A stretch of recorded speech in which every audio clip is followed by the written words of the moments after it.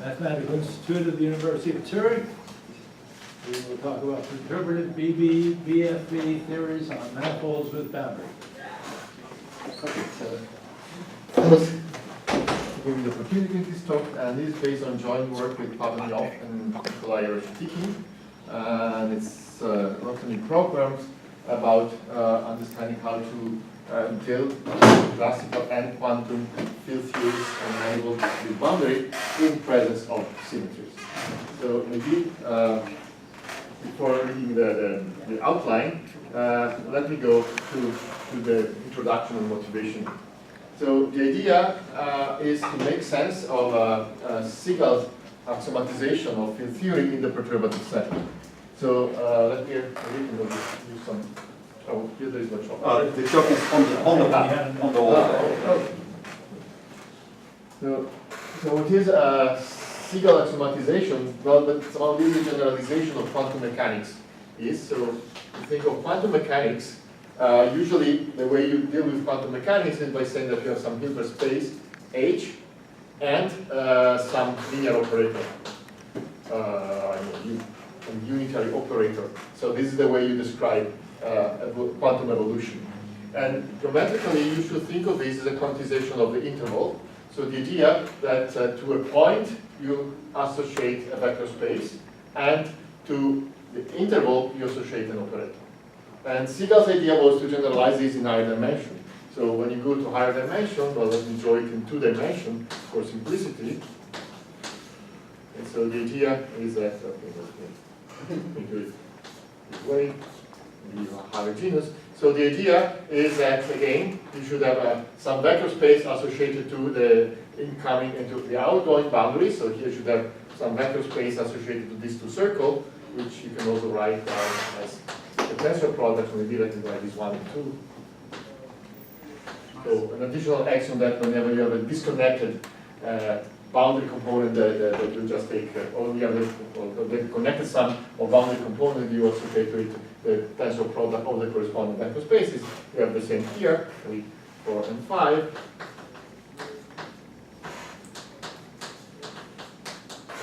And again, you should have some linear operator associated to the boundary. And everything should be compatible with cutting and gluing, in the sense that if you now glue here in some other manifold with boundary, then you compose the linear operator. Another way to say that, you should think of quantum field theory in a sense as a functor from a category of cobordism to a category of vector spaces. And actually it's a tensor category. And of course, when you want to formulate it this way, you end up into some problems. You have to formulate things precisely what you mean by cobordism.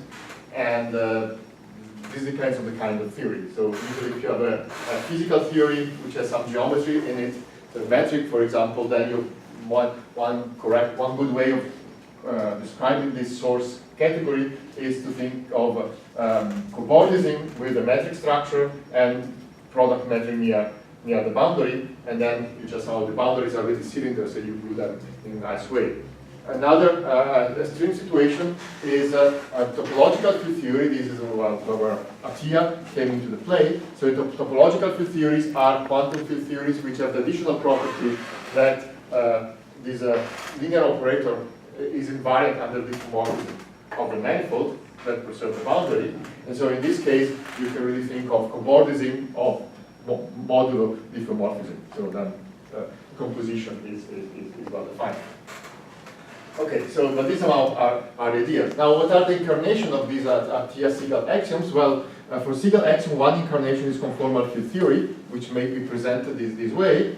And for Atiyah's version of topological field theory, the main example is Chern-Simons theory, or actually it's formalization this way, which is a Reshetiki-Turai invariant.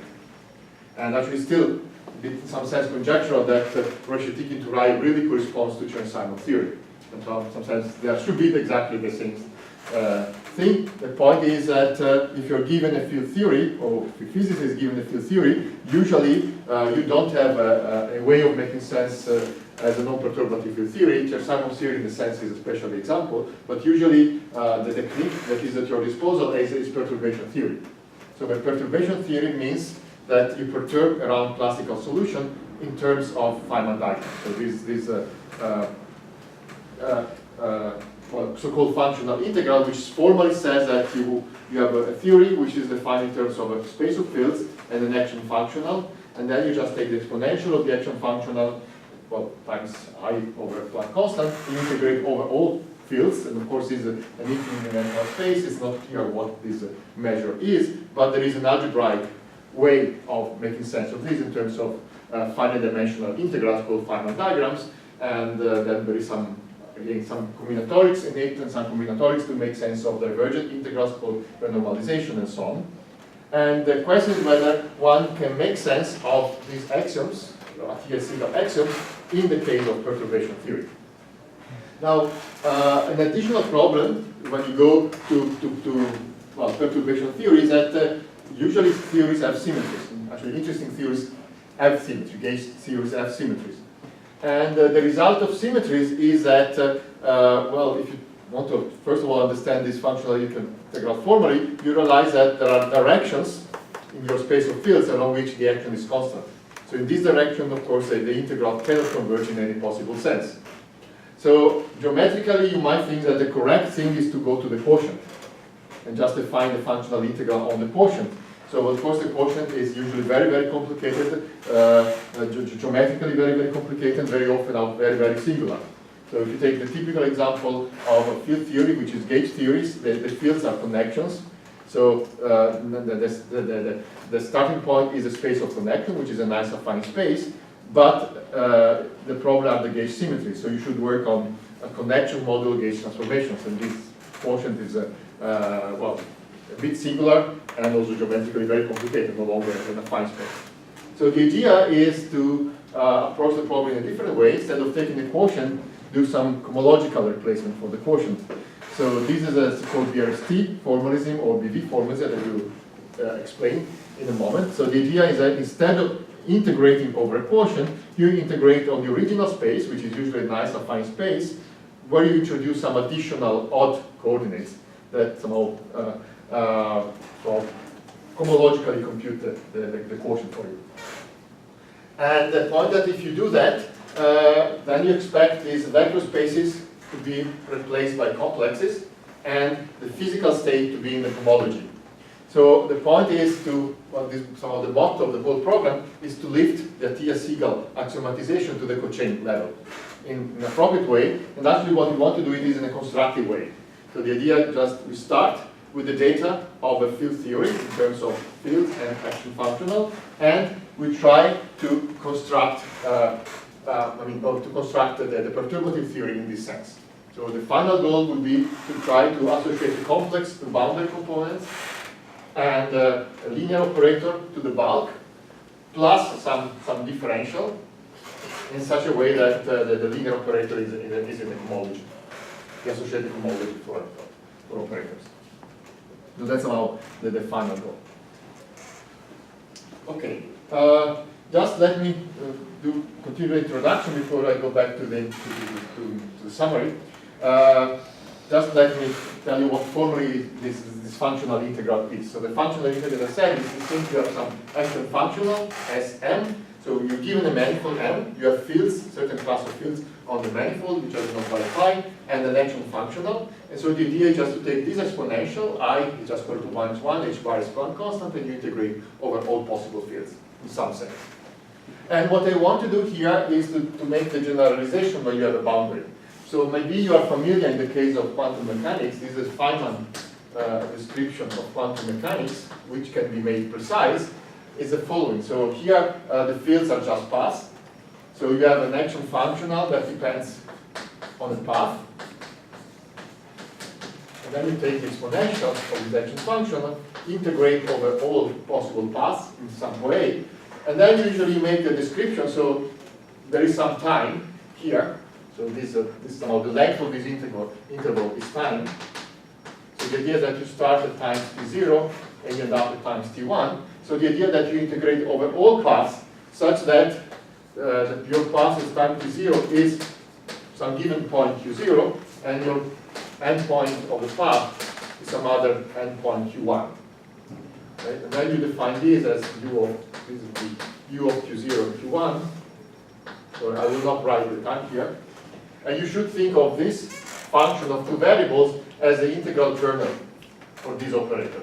So in this example, h will be L2 functions on some space.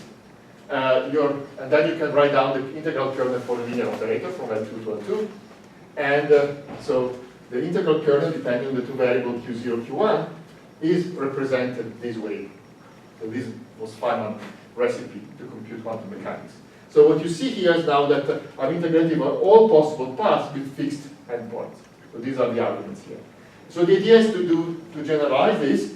So just let me mention this. So the idea is the following. So abstractly here, you're given a theory on a manifold M.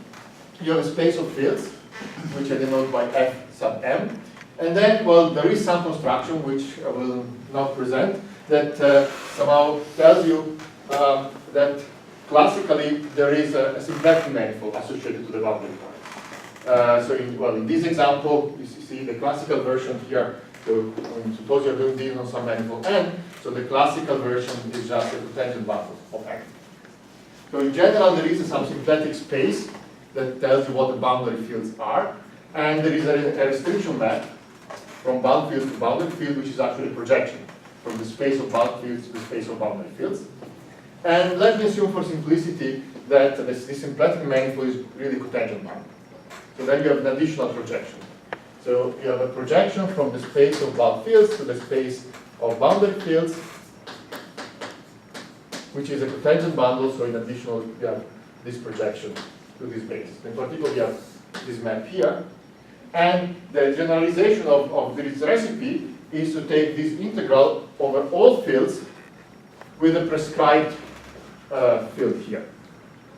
Okay? So basically integrate all fields. So here this map is a map phi m, and these are the map p boundary m. So I integrate over all fields with a prescribed small phi in here. Okay?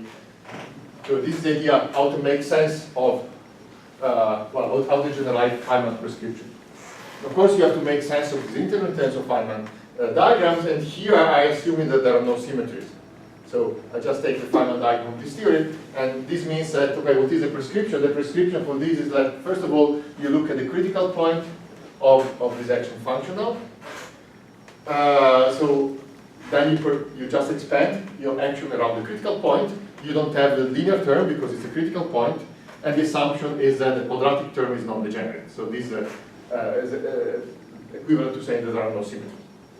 So if the quadratic point is non-degenerate, then you can reformulate this integral as a Gaussian integral plus corrections, and then you just write down the combinatorial formula for the perturbed Gaussian integral, and you use this to define this integration.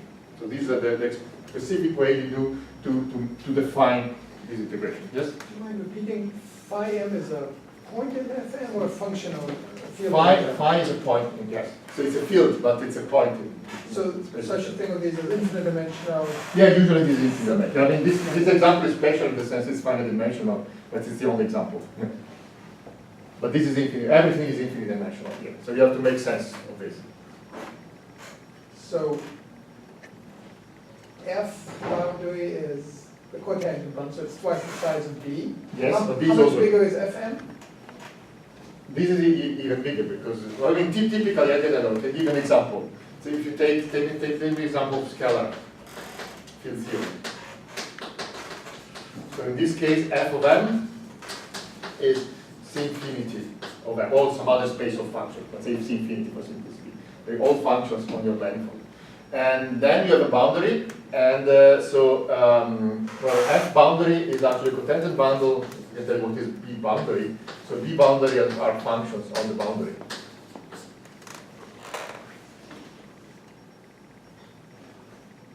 So what's F boundary? Sorry?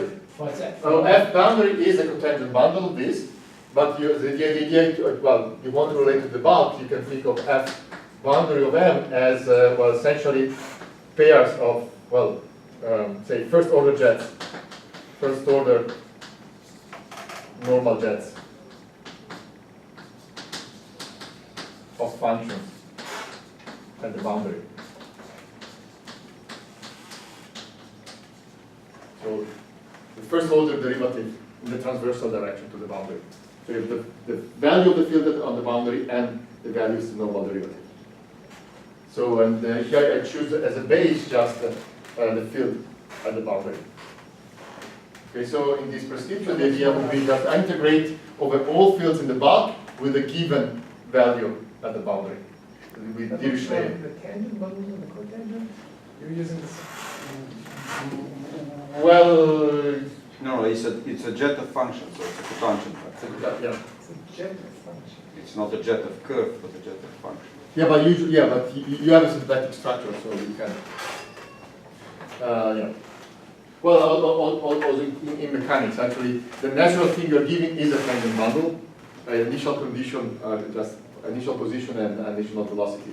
So it's a tangent There's a bundle. Legendre. But then there is a Legendre transform. Yeah. Yes. In the non-degenerate case, in the case where there are no symmetries. Okay. So this is about the general principle. The point is when there are symmetries, and then the things becomes a bit more complicated because you have to take symmetries into account in a way that is compatible with this integration in such a way that allows you to reformulate everything at the end as a perturbation around a Gaussian integral, where the new Gaussian integral now will also have odd coordinates. So it will be the Gaussian integral over a super space. But the combinatorics up to sign is the same. Okay, so this is the introduction. So just to mention this, the way to do this homological construction essentially goes back to Fadeev and Popov, being reformulated in homological setting by Vecchio and Storat, and a slightly more modern version is BV from Batalik and Vilkovisky. This is the version I'm going to use because it's the one that is well, better suited also for this construction and presence of boundary. Okay, so just let me mention here, so I already gave you the introduction. Now I will go through the BV formalism, first in the finite dimensional setting, where everything is rigorous, and then I will motivate how to extend it in the infinite dimensional setting. Then we move on to what we call the BV-BFV formalism. So this is how to incorporate the boundary. So the BV formalism will be without boundary, and then we move on to the case we also incorporate the boundary.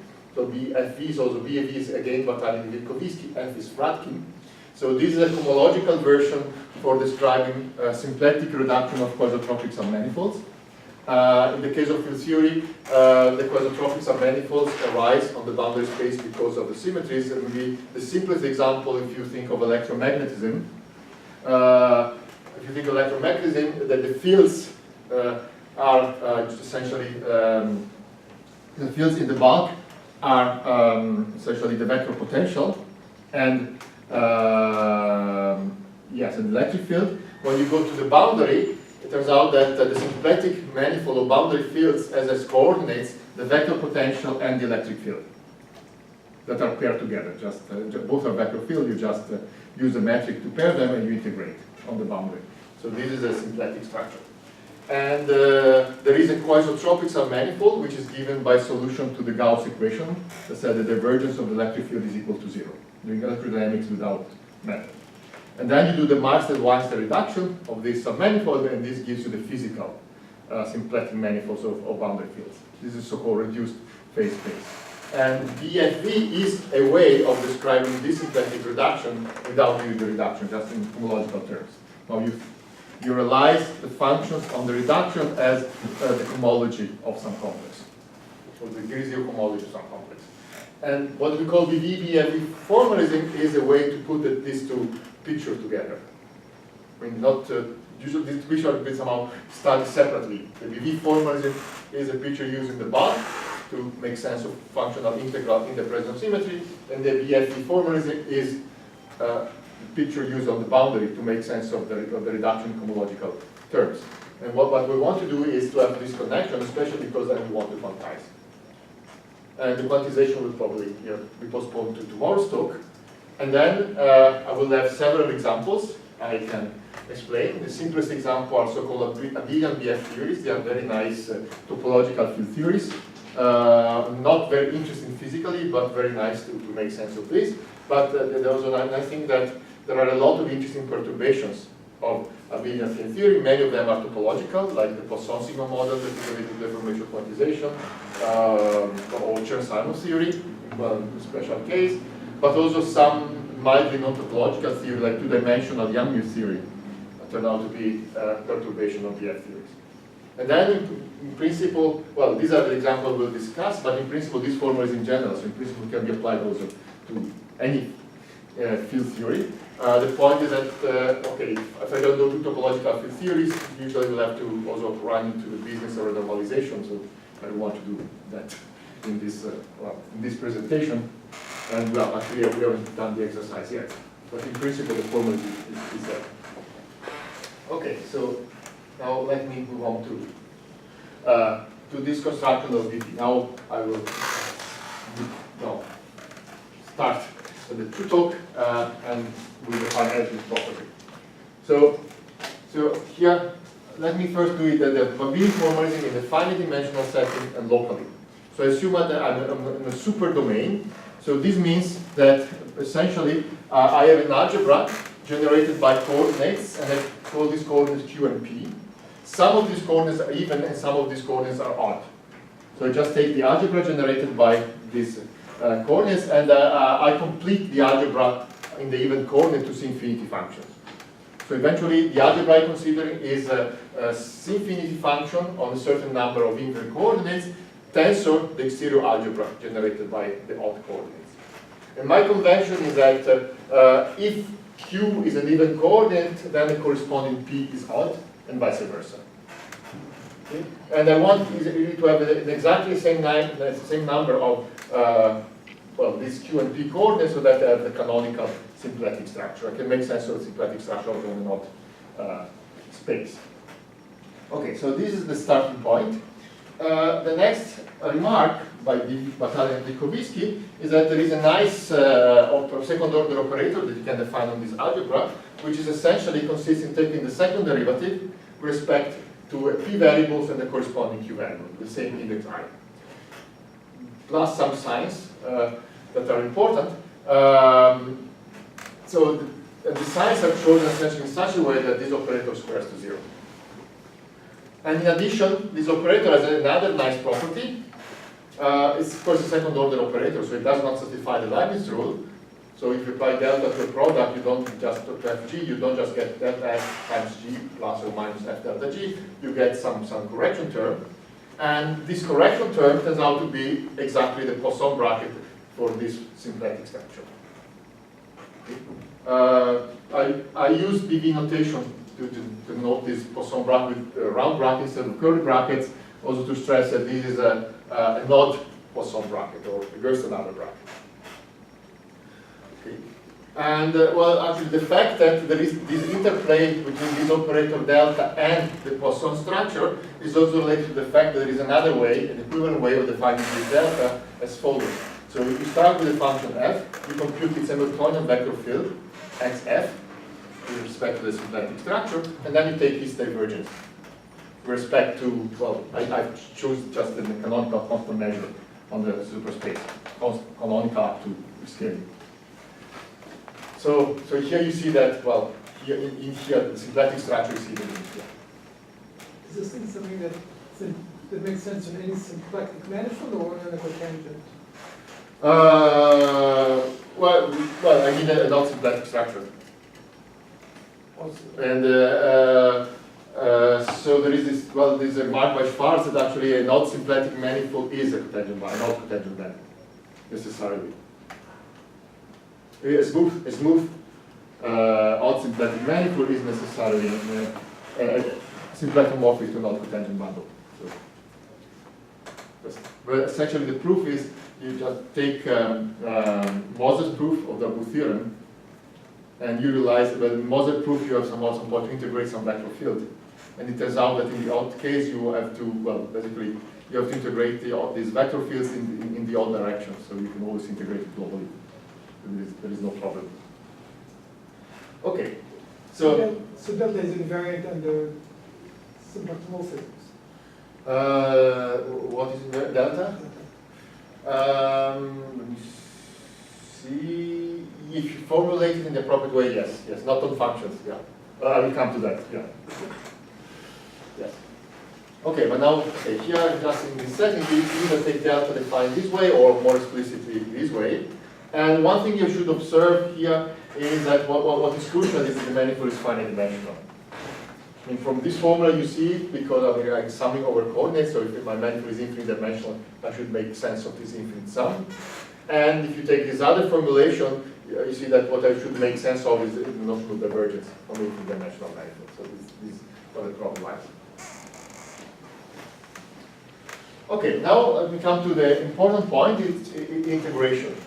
So on supermanifolds, you have a notion of integration. On even variables, I just take the Lebesgue integration, I mean locally, it's a superdomain. And for the odd variables, I use the so-called Berezinian integration, which just means that you take the top power in the exterior algebra of the odd coordinates, and that's the result of the integration. Of course, this depends on the choice of orientation. Okay, so I take this integration, and actually I want to integrate on the half of the variables. Actually, essentially, I want to integrate only on the q variables. Some of them are even, some of them are odd. And what I do is to choose a second function psi, actually a dot function of the q variables, and I fix the p variables to be the derivatives of psi with respect to the corresponding q variable.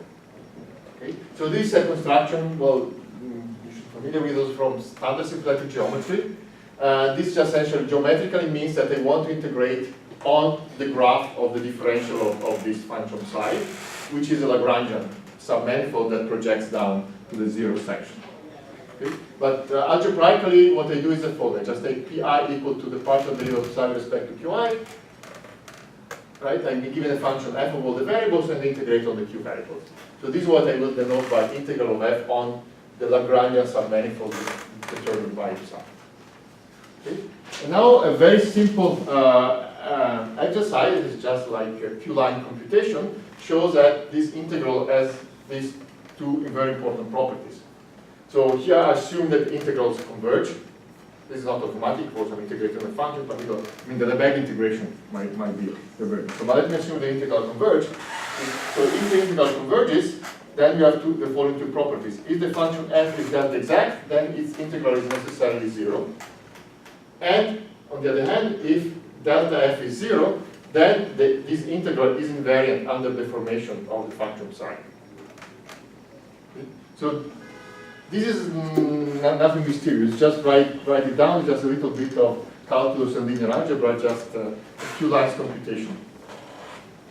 Okay. So why is this important? Well, the point that here was assuming that the integrals converge, but usually the reason why you do this is that you start with some integral that does not converge. In particular, usually the problem you're given at the beginning is the integral of this function f on the Lagrangian determined by the zero function psi.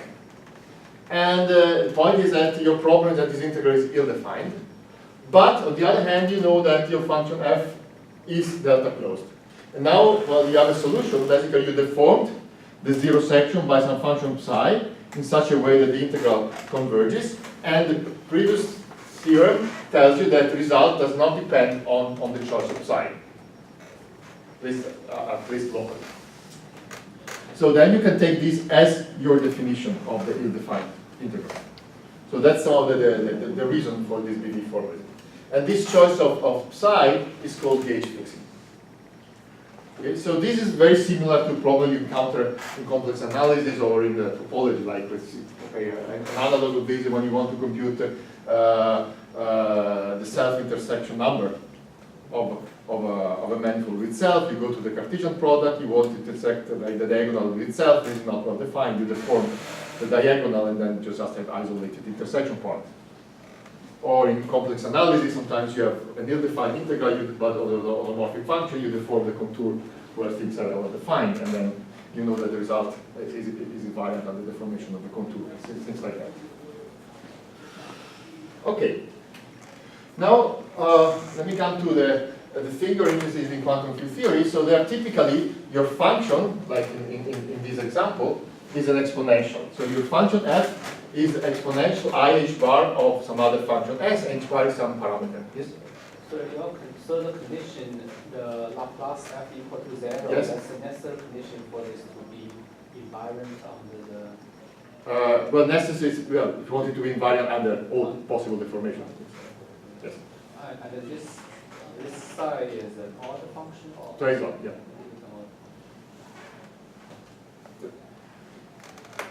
Okay, so now suppose that your function f is an exponential, then because of this interplay between delta and the out Poisson bracket, the condition delta f equal to 0 is equivalent to this other condition, which is called the quantum master equation. And the advantage of this condition that now h bar appears explicitly here. So the idea that if h bar is small, you can drop this term. So more precisely, you assume that your function s is a polynomial or a power series in h bar, and then this equation tells you that the lowest order of s satisfies this other equation, which is called the classical master equation. And now the advantage of this is that this equation makes sense also in the infinite dimensional setting, because this is just an odd Poisson bracket, and well, you have examples of infinite dimensional or Poisson manifold or Poisson manifold. That's not really a problem. So usually the strategy in quantum theory is first of all to study this equation and all its consequences, and then later on when you want to do quantization, that means try to make sense of this functional integral, which means make sense of Feynman diagrams and sometimes of regularization. Then you also have a consistent way of making sense of this delta, and then you turn to the problem whether you have a solution with quantum master equation, not just of the classical master equation.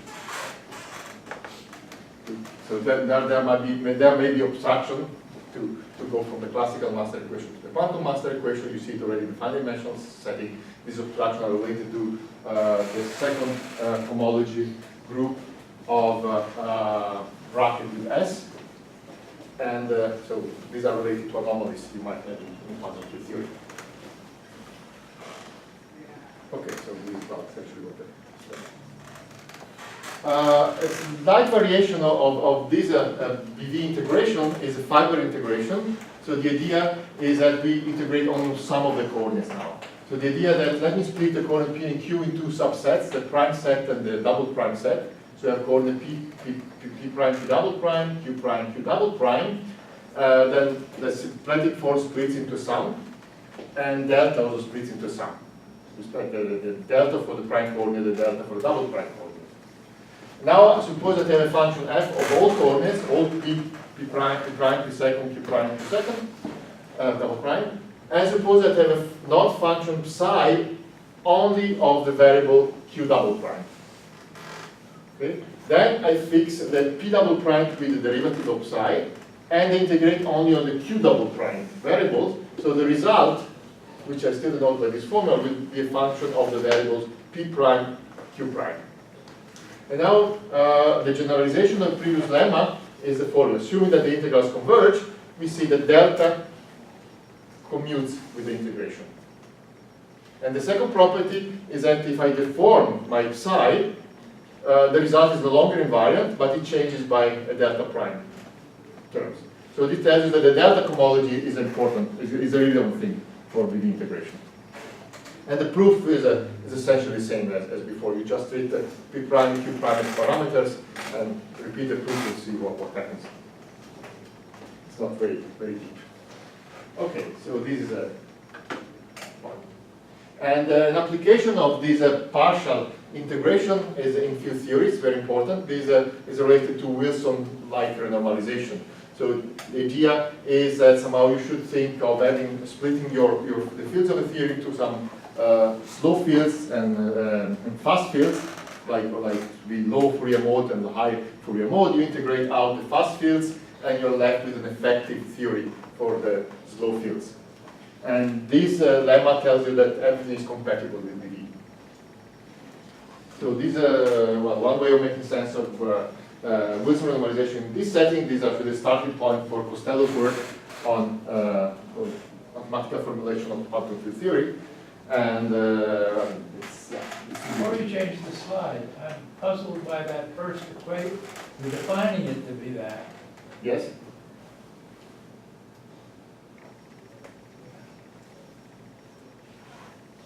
So in the second line, you're using that definition on both sides? Here.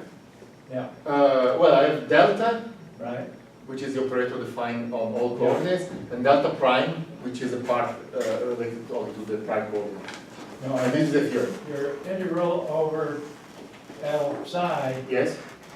is Is defined according to there, that yeah. definition. Yes, yes. Okay.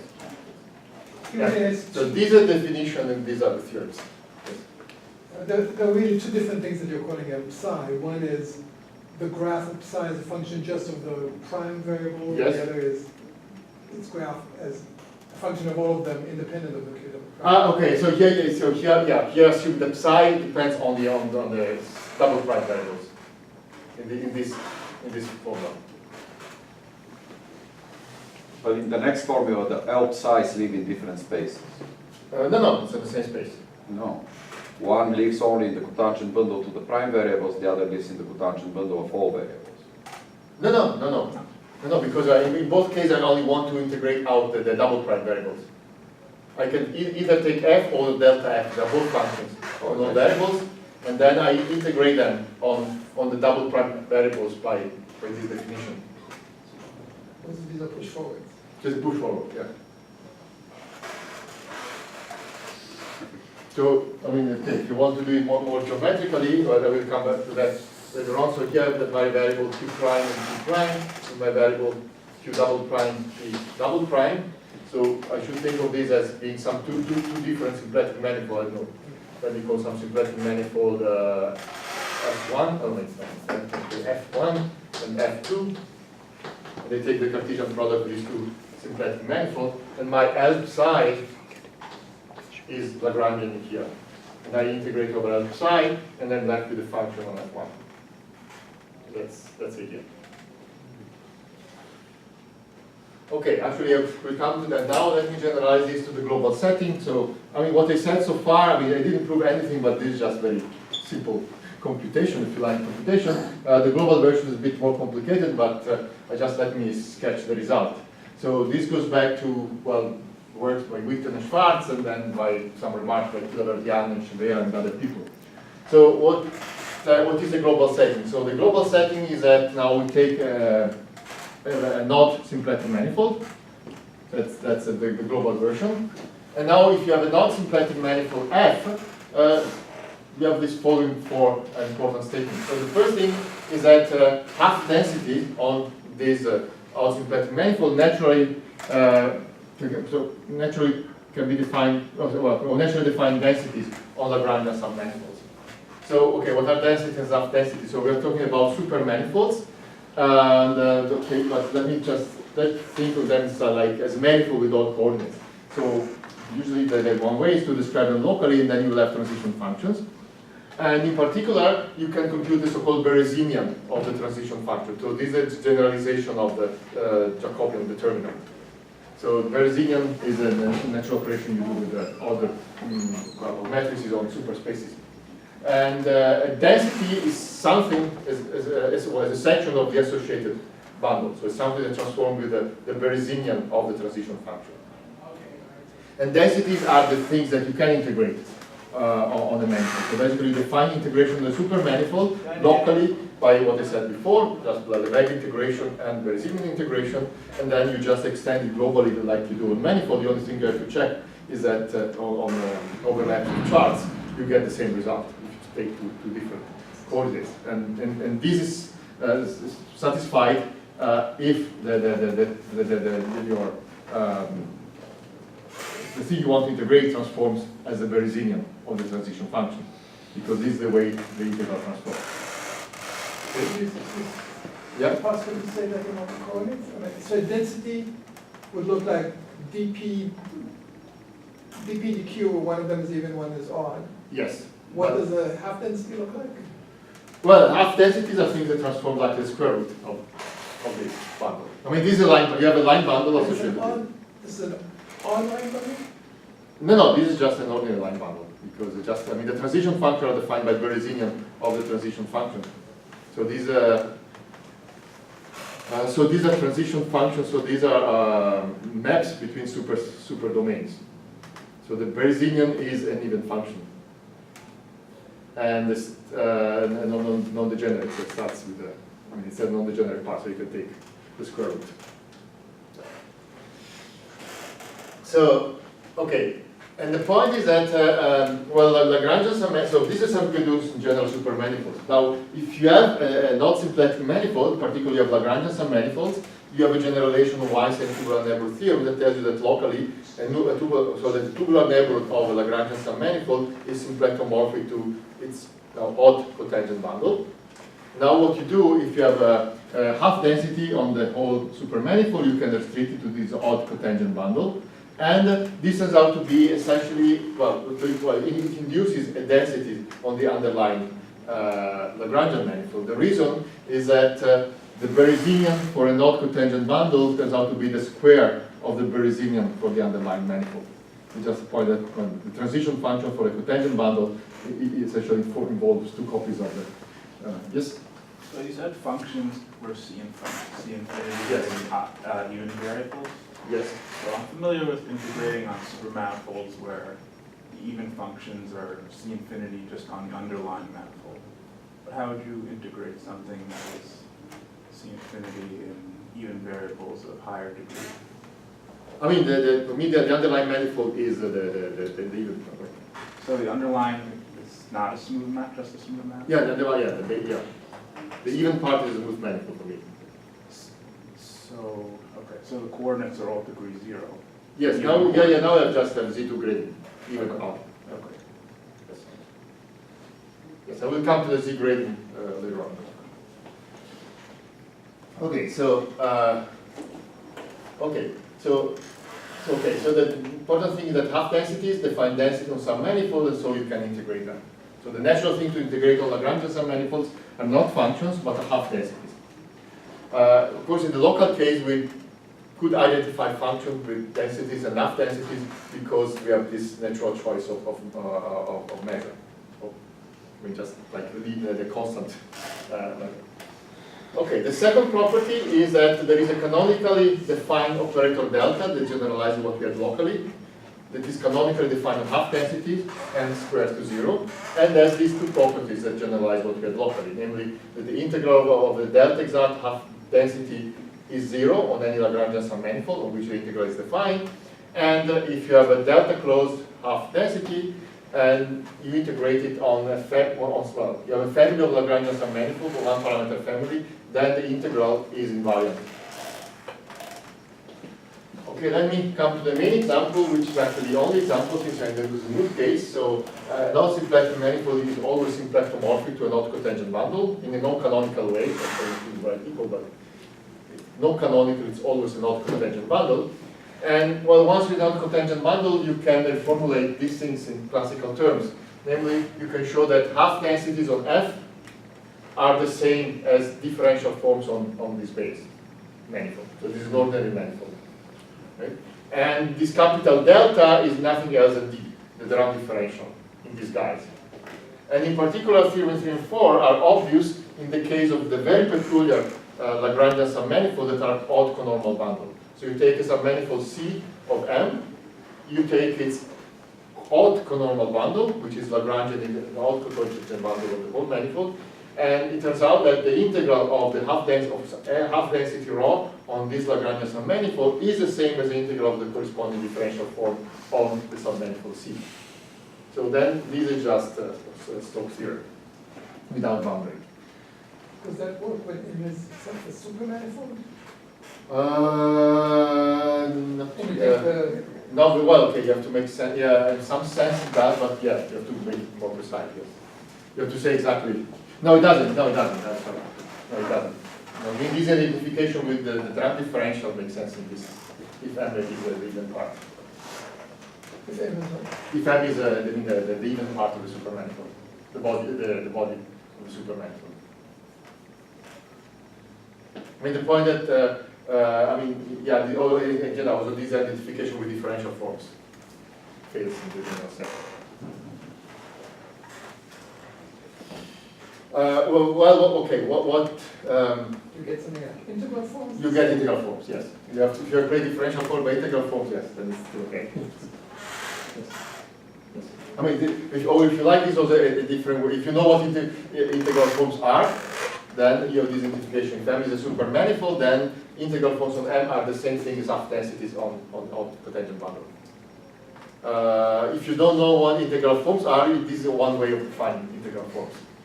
Just extending this corresponding to supermanifold and declaring these things to be the things you want to call integral forms, and it's a good reason to call them integral form because these are the things you can integrate. Okay, so from this example it seems that, okay, this is just some rephrasing of Stoke's theorem. Of course there is a bit more, because there are more Lagrangian submanifold than orthonormal bundle. So that's why I had the previous transparencies, like the local case.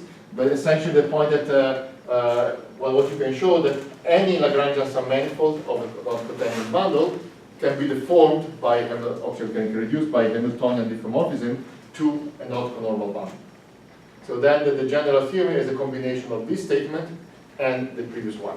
So basically this graph of the psi were essentially the same thing as transforming the zero section by the Hamiltonian vector field of psi. Okay, so that's all the general thing. Okay, now let me rephrase again this BD push forward in global settings. So in global settings, let me do it in the simplest version.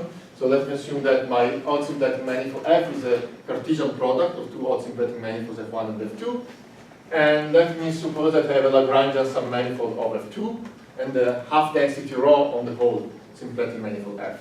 Then what I can do, I can integrate rho on the Lagrangian submanifold of F2, and then I get a half density on F1.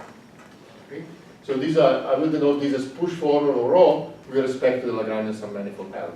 And now the global version of the theorem I said before in the local case is, well, essentially the same, namely that delta commutes with the push forward.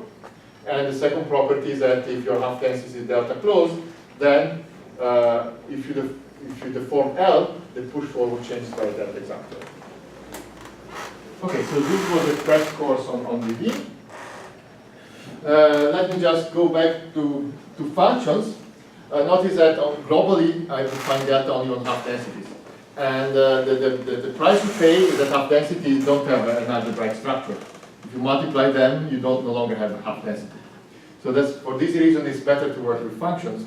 Now, the point is that if you choose a nowhere vanishing half density rho, then you can use this to define delta on functions. So namely, you start with the function f, you multiply it by this half density rho, you get half density, you take the canonical delta of it, this is half density, and then you can define by rho, divide by rho, because rho is nowhere vanishing.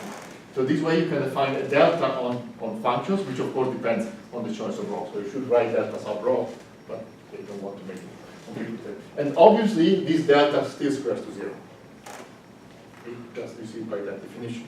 So you're working in a C infinity world where, I'm working in C where infinity you world. do have global sections. Yeah, and working in C infinity world, yeah. Okay, the other thing is that you would like to have this formula for functions. And this was an important formula. That okay, the deviation from the Leibniz rule is the odd Poisson bracket. And for this to hold, you need the extra condition that your nowhere vanishing function half density rho is delta closed. Okay. So if you choose rho that way, then delta on function will also have this property. Okay. And the point that you can always find the rho with that property, because you say, well, essentially so that in the smooth case you can identify your all-symplectic manifold with a non-cotangent bundle, and then basically you could just take a volume form on the underlying given manifold, and this gives you for you a nowhere vanishing half density that has this property. So this is always possible. Okay, now from now on I will forget this choice, so I make this choice once and for all, and I forget and then I work on functions. Okay, and then once you have a function, then again you have the quantum master equation, so the condition that delta of this exponential is 0 is equivalent to this quantum master equation, and again if you drop the h bar term, you get a classical master equation. Okay. So now you can. Oh, okay. So maybe I should stop here, continue tomorrow, or what is it? Yeah. Oh, start a bit later. It's Right? starting very late. So I can go on a bit, 10 minutes or more. Oh, sure. Okay. But first, you fix the nowhere vanishing Yes. half density Yes. rho. Where did S come from? S is also given. the original S. Yeah, that's the original S. Well, if you like, so the data for your problem also here are like the action function and the measure. Right. So you need both. Of course, in the true quantum setting, rho is not well defined. So usually in the classical problem, you give an S. And then when you want to quantize, you have to make sense of this functional integration in some sense. And this also means that somehow you have to make sense of rho. In some sense, in particular of a rho that satisfies the property. And of course, there are several ways of making sense of this. One is that is functional, is perturbation theory and Feynman diagrams and their normalization. Another way is discretization. And then, of course, you go down to some to finite dimensional approximation of your infinite dimensional space of fields. And they are every finite dimensional, well-defined. And of course, you have to be sure that you can, extend your S to a solution of a quantum master equation for some choice of rho. I mean, you have to choose them in pair. Now, the rho is also related to the correction you do here.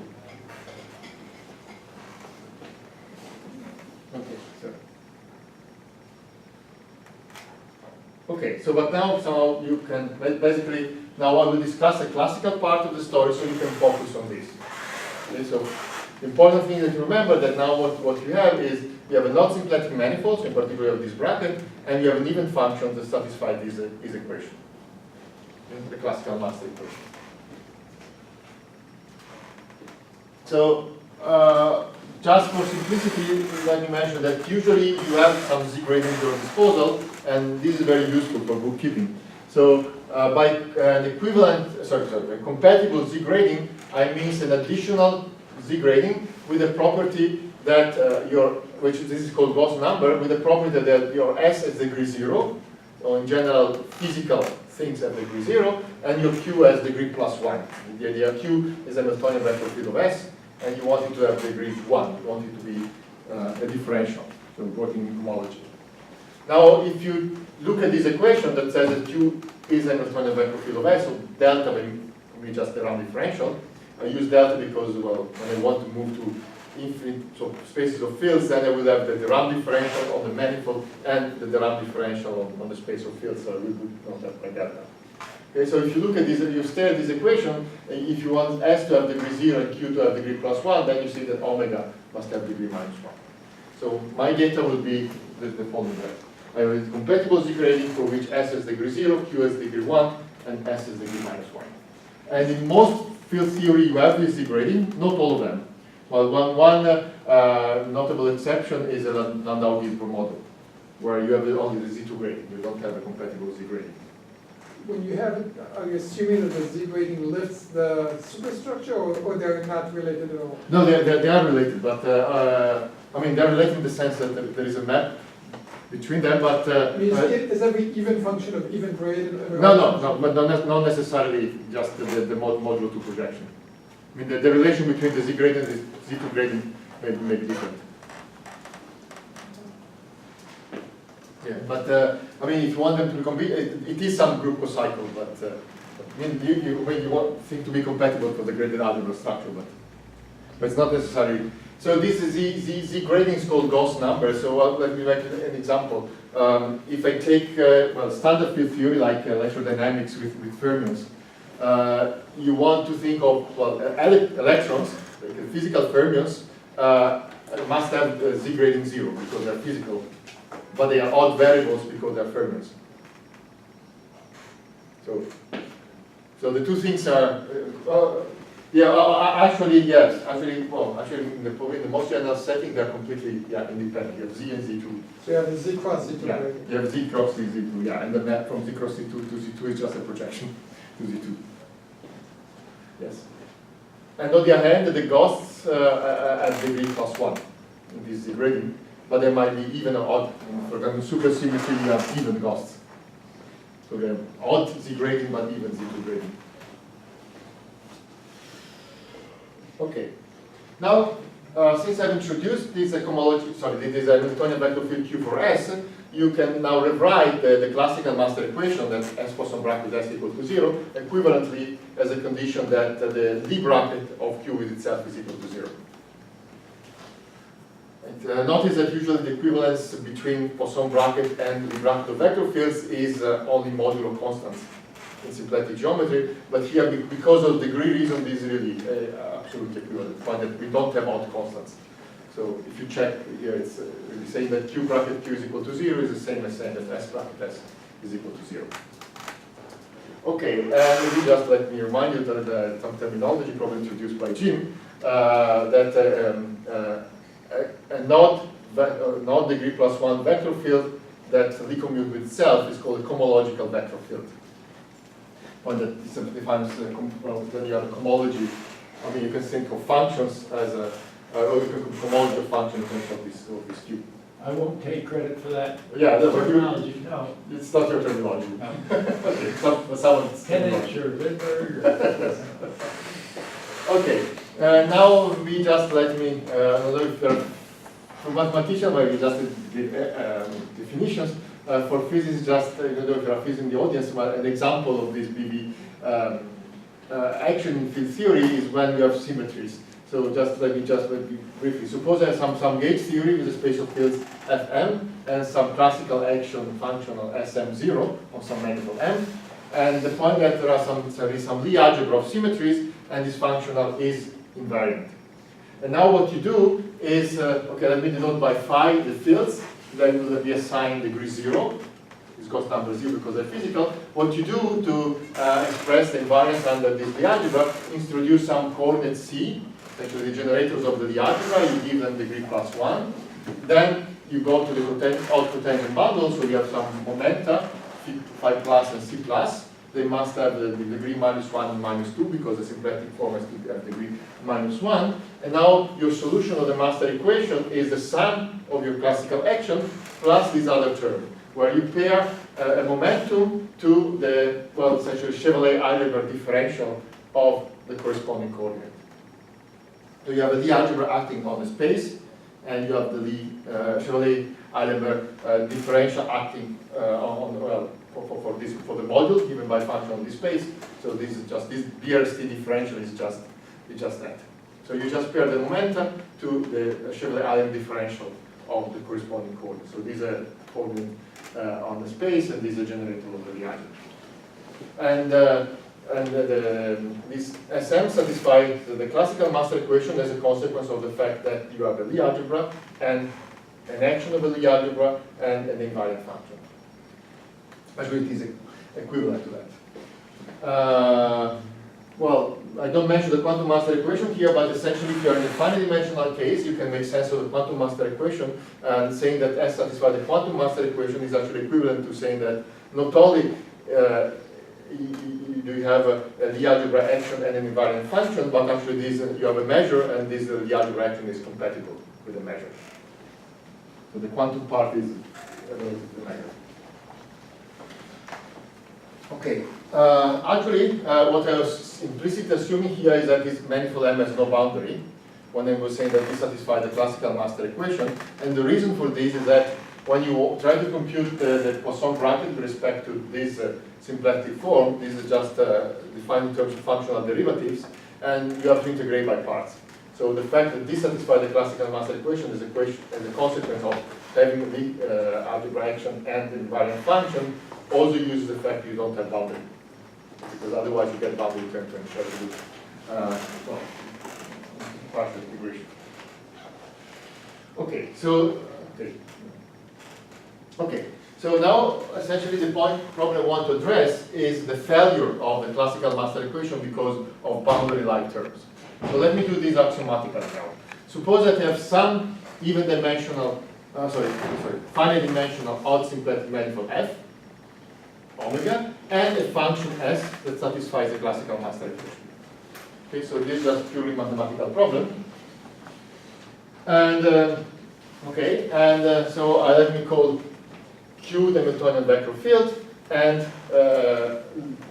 so the classical master equation is equivalent to the fact that Q bracket Q equal to 0.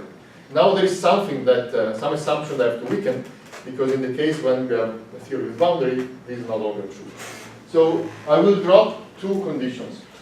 So first I will drop the condition that the symplectic form omega is not degenerate. So now, for me, omega will be just a closed, odd, well, degree -1, 2 form, but possibly degenerate. And the second condition I will drop is this condition, the fact that Q is a Hamiltonian vector field of S. So my data now on the supermanifold F are a node close to form omega, an even function S, a node vector field Q, and no relation between them. So we introduce this alpha check as the deviation or the error in this equation. Okay, so this is a new piece of information. Okay, and the reason I'm dropping the condition that omega is non-degenerate is that, first of all, I will never need it in this part. And second, actually, we'll see at the end that there are some conditions we want to put that are sometimes in the finite dimensional case incompatible with the condition that omega is non-degenerate. So in particular, if you want to formulate these in the discretization of a field theory, you have to work with a degenerate BV to form omega. But I will come to that in tomorrow in the other part. Okay, so now I introduce this alpha check. So notice that by this definition, this alpha check is an even 1/4 of degree 0. Now, okay, the natural thing you do if you're in syncretic geometry is to take its differential. So now we have a closed 2/4 of degree 0, which in general will be degenerate. And now the point is just a very simple exercise using Cartan's calculus on the supermanifold. This shows that Q preserves omega check. Notice that we don't require Q to preserve omega. That was the problem. But Q automatically preserves this to form omega check. This follows automatically. And if you're working with the Z grading, actually, it turns out for degree reason that this Q now has a Hamiltonian with respect to omega check, even if omega check is degenerate.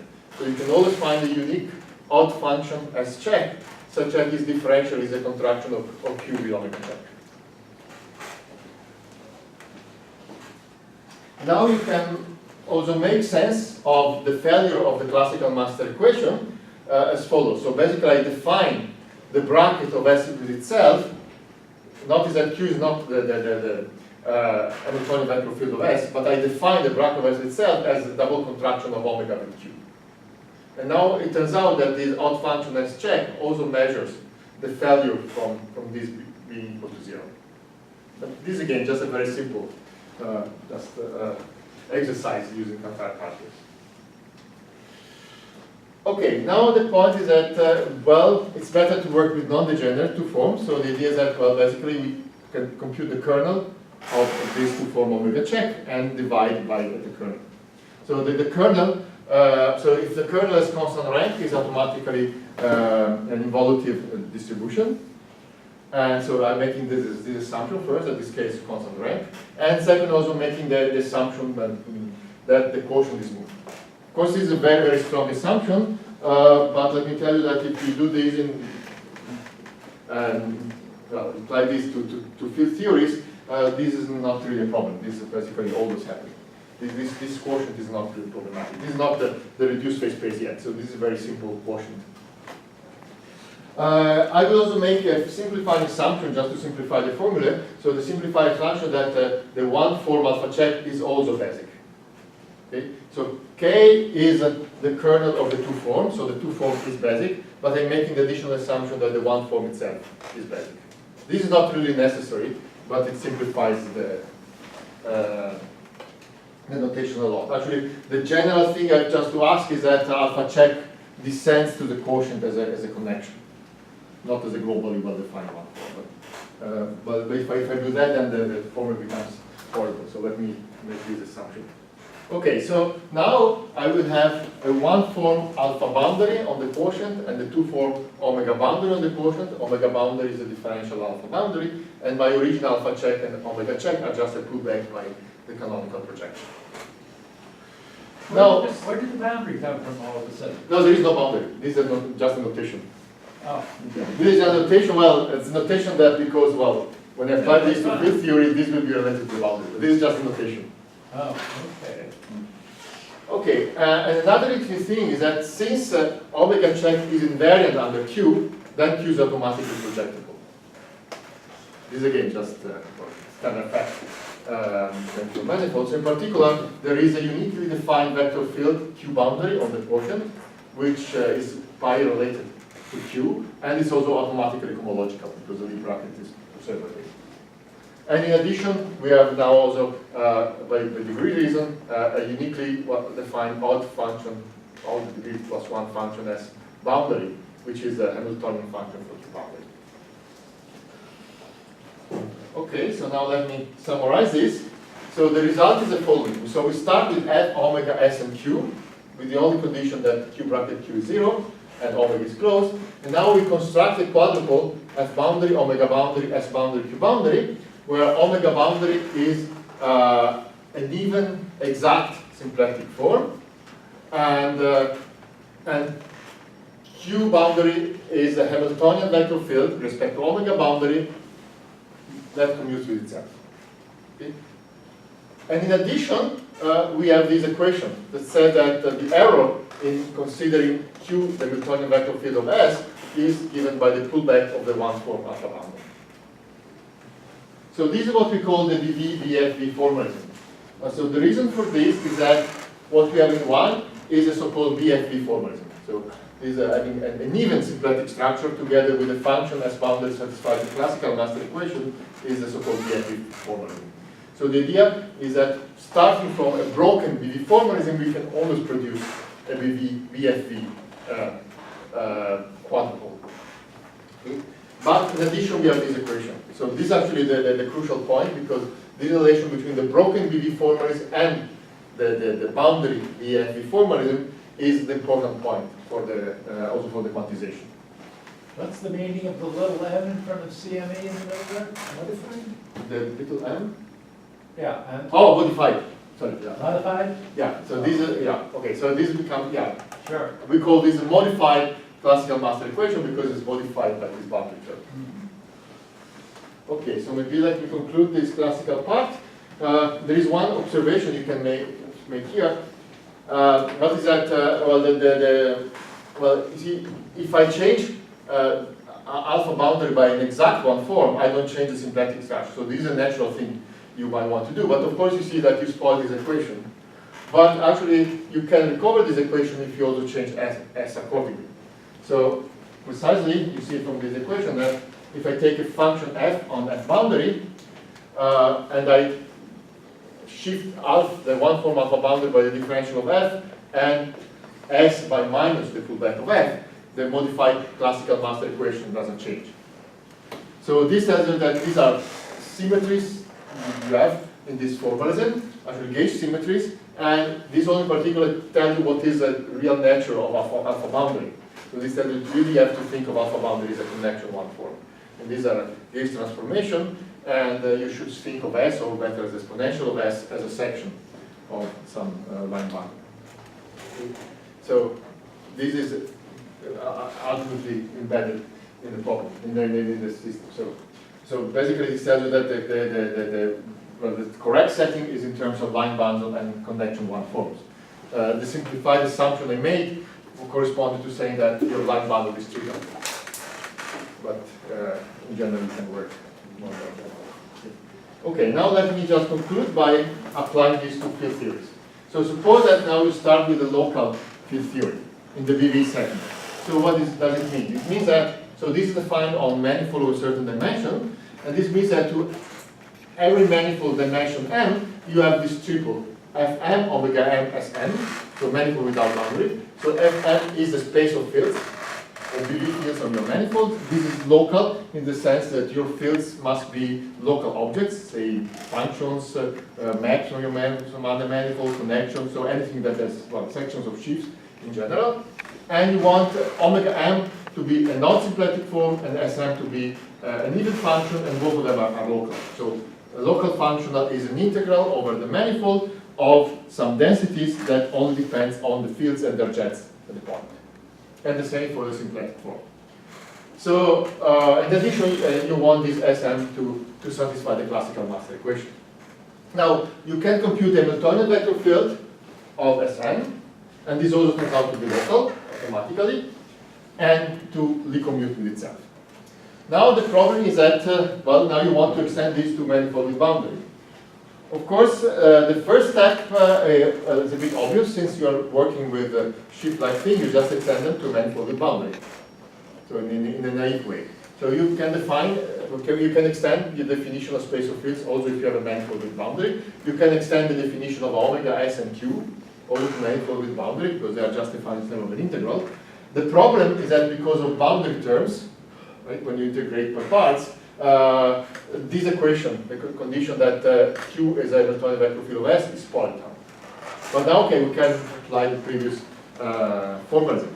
Now, remember that what we did was to define this alpha check, right, as the error in iq omega minus delta s, and then compute omega check as a differential of alpha check, and we were interested in the kernel of these two forms. Now, in this particular case, you know that this is 0 if you have no boundary. So in particular, well, if you think a moment, this means that this k in particular contains all bulk fields. So this means that when you take the quotient, you mod out by all bulk fields. So this means that this thing that I denoted by f boundary only depends on boundary fields and their jets at the boundary. So for this reason, I will call this f boundary with a subject boundary of m. Oh, that's why. That's why, yes, because this depends on the boundary and only on the boundary. So you have different manifolds with the same boundary and the same theory. This space f boundary is independent of the bulk manifold. It only depends on jets at the boundary. And now notice that there is a very interesting point, that there is some similarity. Now take this construction on f boundary. So you have now, you think you have f boundary on some manifold sigma. Now sigma is d minus 1 dimensional. And then you have your omega sigma, your s boundary on sigma, and your q boundary on sigma. You can compute these as Hamiltonian vector fields. Now assume, as usually happens, that this is again local. So notice that this is defined as a quotient, but now you can check what this quotient is. In most cases, this is really, again, local. This is essentially, this f sigma is just some space of, well, fields at the boundary and certain number of normal derivatives. So now suppose that you take your d minus 1 dimensional manifold to a boundary itself. Of course, it's no longer a boundary with manifold, but you can take a boundary with boundary, which means that, for example, you want to construct the manifold with corner. And okay, now the condition that q is a Hamiltonian vector field of s will be violated, but you can repeat exactly the same construction. And so you will end up with essentially the same construction now on a codimension 2 manifold and a different shift. Now the new omega will be again odd, but of degree +1. S will be even of degree +2, and q will stay odd of degree +1. And you can continue this. So this gives you a way of going down to corners. And well, this could break down in two possible ways. One way that at some point you might end up having something that is no longer local. Or what can happen that somehow when you try to go to corners, you might have something that is not very useful. I mean, this thing is very useful if the fibers from a bulk to the corresponding corner, so fiber modulo Q, are finite dimensional. In some sense, the idea that up to some homology, you want everything to be captured by the new boundary thing.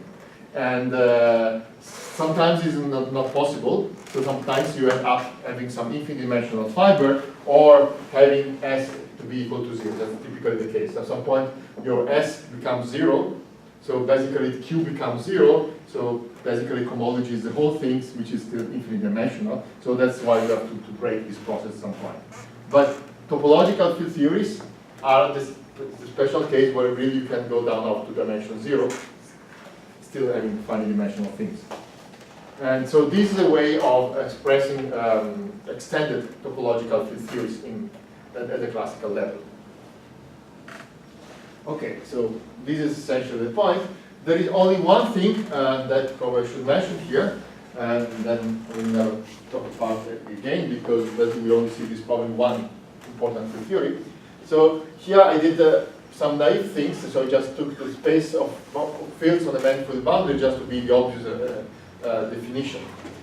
And if I do this construction, I construct this F boundary, which is a BFV manifold. So this BFV manifold will be associated to some reduction of some quasi-tropic submanifold. Now, since it's a physical problem, Well, we would like the reduction of these coisotropics on manifold to be exactly the reduced phase space for the physical theory we are talking about. And actually, I don't have a theorem for that. And actually, this happens to be true in most cases, but it's not true always. So the correct prescription is that somehow you have to define this Fm on a manifold with boundary, in principle, in the correct way, that is in such a way that the corresponding VFV manifold describes the correct reduced phase space. For most theory, the naive choice works. I know only, well, 2 examples where this is not the case. One example is one-dimensional, but a bit artificial. It's so-called Jacobi action, which is a parameterization invariant version of mechanics, or if you like, is a one-dimensional analog of Navier-Goto action. That's a case where you have to go to a refined version of this Fm. And the other case is the Palatini-Cartan formulation of gravity in 4 dimension. Up to dimension 3 is okay, but in 4 dimension, if you take naive choice, you don't get the correct description. But apart from that, the naive choice is okay.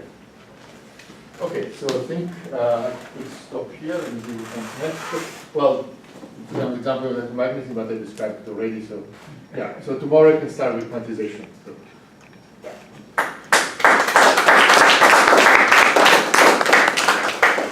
Any questions, comments, suggestions? Everybody overwhelmed? Yes. Okay, let's thank the speaker again. Since exams don't start till tomorrow.